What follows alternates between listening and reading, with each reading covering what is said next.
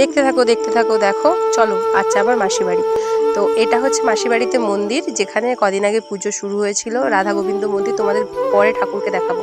এটা মাসিদের পুরনো বাড়ি, আর ওটা ছিল মাসিদের নতুন বাড়ি, যেটা ফার্স্টে দেখানো হলো। আর মাসিদের পুরো বাড়ির উঠোনটা পুরোটাই আমি ভিডিও করে তোমাদের সাথে শেয়ার করছি। কেমন লাগছে অবশ্যই বলবে। আর কিছু শাকসবজি চাষ করেছিল, আকাশটা কি সুন্দর তাই না? এই পুজোর দিনে আমি আসতে পারিনি, কারণ বাড়িতে কয়েকটা কাজ ছিল, তাই তারপরেই চলে এসেছি মাসিদের বাড়িতে, যেহেতু অনেকদিন ছুটি রয়েছে। আর মাসিদের যেখানে মন্দির আছে, মন্দিরের চারধারে পেঁপে গাছ রয়েছে আর ফুলের গাছ। আর মাসিদের নতুন বাছুর রয়েছে, দেখো কি সুন্দর, সাথে একটা ভেড়ার বাচ্চাও হয়েছে, দুটো। কি সুন্দর, কিউট কিউট কিউট কিউট, তাই না? আসলে আমি ছোট থেকেই মামা বাড়ি থাকতাম, আর আমার মামা বাড়ি গ্রামে, তাই আমার মাসি বাড়িও গ্রামে। আমার খুব ভালো লাগে। তোমাদের কেমন লাগে গ্রামের লাইফস্টাইল?